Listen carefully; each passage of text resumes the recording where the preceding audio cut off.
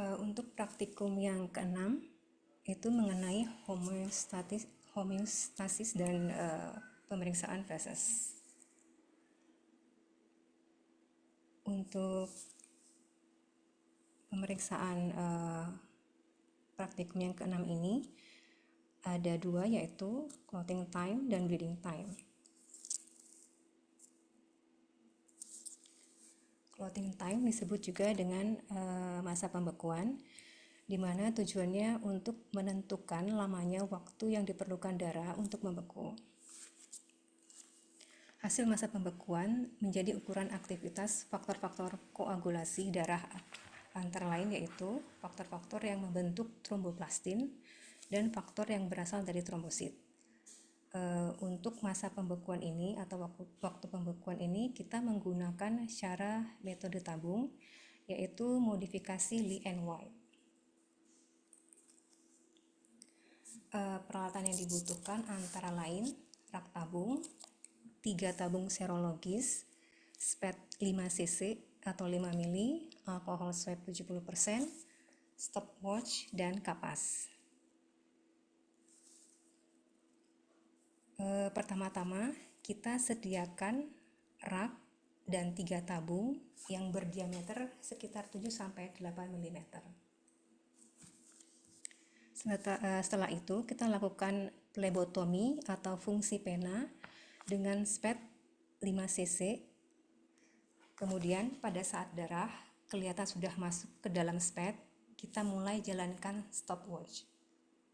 Kita ambil sekitar 5 cc, atau kalau tidak memungkinkan 5 cc, 3 cc juga sudah cukup. Kemudian kita lepas jarum dari SPED dan alirkan secara perlahan setiap tabung sebanyak 1 cc. Pada saat darah dimasukkan ke dalam tabung, kita miringkan pada saat waktu diisi darah. Kemudian tiap 30 detik tabung 1 diangkat dari rak dan dimiringkan untuk melihat apakah telah terjadi pembekuan. Setelah darah dari tabung 1 membeku, kita periksa darah di tabung yang kedua.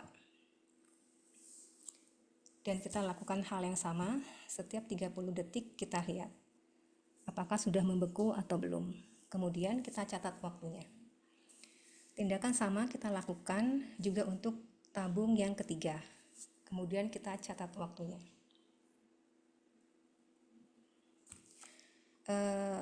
Masa pembekuan darah yang kita ukur adalah masa pembekuan rata-rata dari tabung yang kedua dan yang ketiga. Contohnya misalkan tabung yang kedua membeku saat menit ke-9, sedangkan tabung yang ketiga membeku saat menit yang ke-13. Jadi 9 ditambah 13 dibagi 2 yaitu 11, berarti 11 menit. Nilai normalnya 9-15 menit. Kemudian pemeriksaan yang selanjutnya adalah uji massa perdarahan, yang dikenal juga sebagai pemeriksaan bleeding time. Tujuannya untuk melihat kemampuan vaskular dan trombosit untuk menghentikan perdarahan, dan secara prinsip untuk menentukan lamanya perdarahan pada luka yang mengenai kapiler. Ada 2 macam cara, yaitu cara IV dan cara DUP. Cara IV biasanya kita lakukan untuk pasien dewasa, sedangkan cara DUP biasanya kita lakukan untuk pasien bayi atau anak-anak yang kurang kooperatif. Peralatan yang kita butuhkan yaitu blood lancet, alkohol, kapas, tensi atau spigmo, stetoskop, stopwatch, kertas saring, dan plester.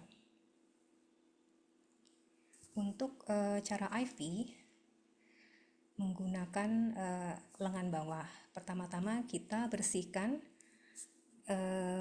bagian volar lengan bawah dengan alkohol 70%, kemudian biarkan kering terlebih dahulu.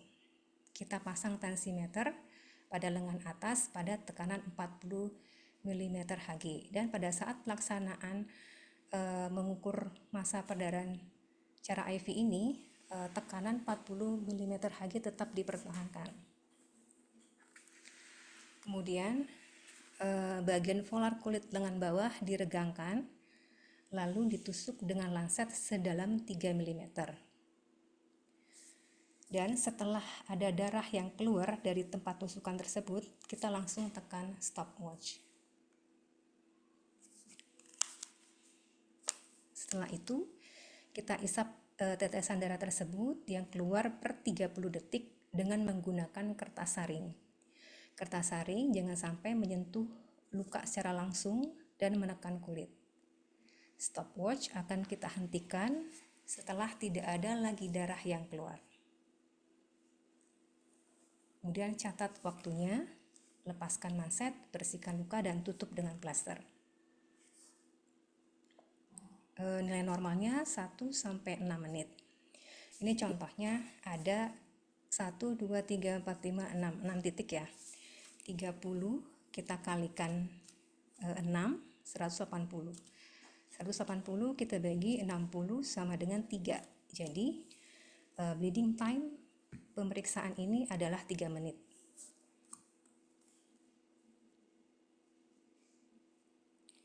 Beberapa sumber kesalahan dengan cara IV yaitu jika tusukan terlalu lemah, kulit tidak diregangkan, biasanya perdarahan tidak terjadi atau perdarahan berhenti sebelum 1 menit.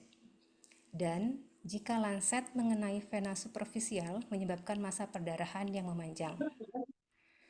Kemudian, jika kertas saring menyentuh luka secara langsung, sumbatan trombosit terlepas atau terangkat, sehingga menyebabkan masa perdarahan yang memanjang, sehingga menghasilkan pemeriksaan yang tidak valid.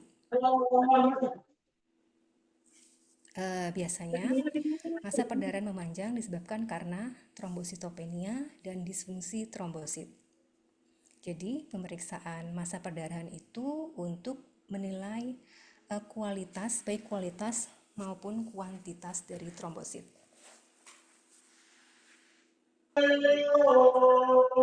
Yang kedua adalah masa perdarahan dengan cara DUT yang dilakukan untuk bayi atau anak-anak. Peralatannya yaitu blood lancet, alkohol, kapas, stopwatch, kertas saring, dan plester. Pertama-tama kita bersihkan anak daun telinga dengan alkohol sekitar 70%, kemudian kita biarkan kering dan kita tusukkan pinggiran anak daun telinga dengan lancet sedalam 2 mm.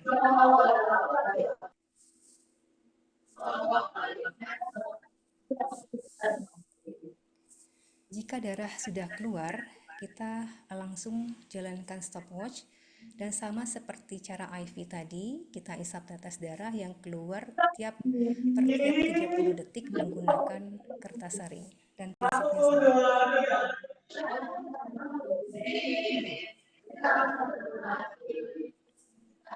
Kemudian kita catat waktunya, nilai normalnya sekitar 1-3 menit.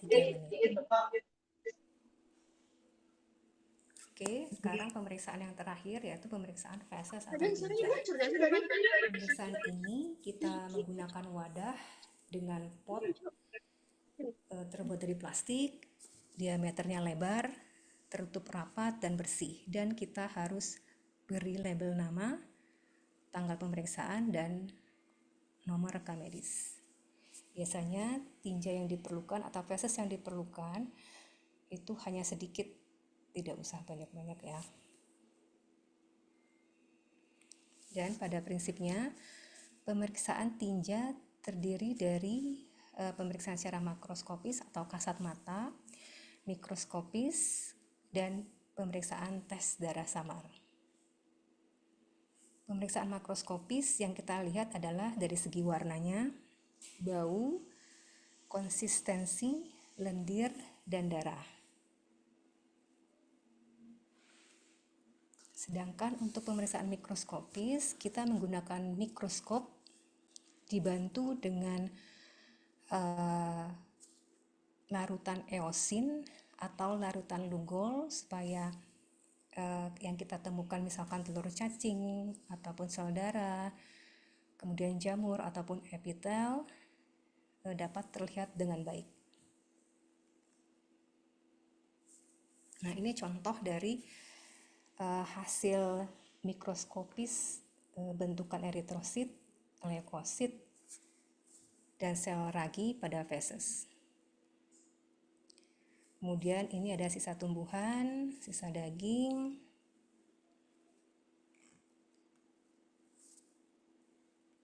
Nah, ini macam-macam sel telur dari berbagai macam cacing ya. Nah, yang ketiga adalah tes darah samar. Tujuannya untuk mendeteksi adanya hemoglobin di dalam feses. Karena jika ada perdarahan kecil, tidak dapat terlihat secara makroskopis dan mikroskopis. Yang kita perlukan adalah reagen untuk pemeriksaan. Kita ambil sedikit sampel feses, kemudian kita masukkan ke dalam suatu pemeriksaan yang sudah ada reagen larutannya, kemudian kita campurkan. Setelah itu kita teteskan sebanyak 2 tetes spesimen yang sudah terlarut dalam reagen tadi ke kaset pemeriksaan. S artinya sampel, T artinya tes, C artinya kontrol. Jadi untuk sampel diteteskan di bagian S-nya. Jika hasil positif, maka terdapat 2 garis pada garis T dan C. Kemudian dikatakan negatif jika hanya ada garis pada bagian C, dan dikatakan invalid jika tidak ditemukan garis C pada kaset pemeriksaan.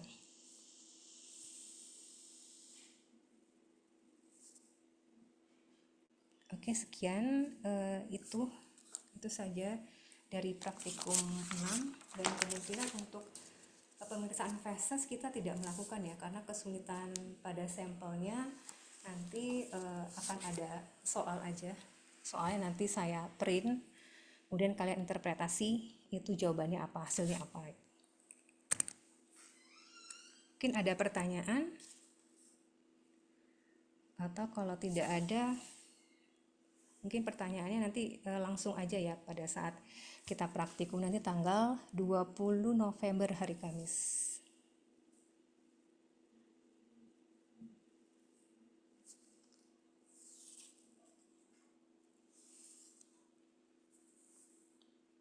Apakah sudah cukup?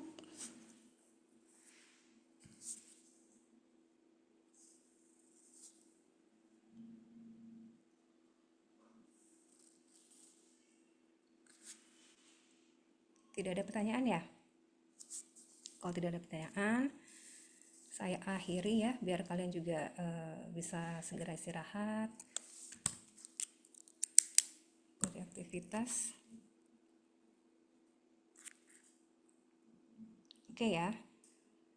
Ya, saya akhiri praktikum 6 ini. Sampai jumpa, ketemu hari Kamis depan tanggal 20 November. Terima kasih atas perhatiannya. Assalamualaikum warahmatullahi wabarakatuh. Waalaikumsalam warahmatullahi wabarakatuh.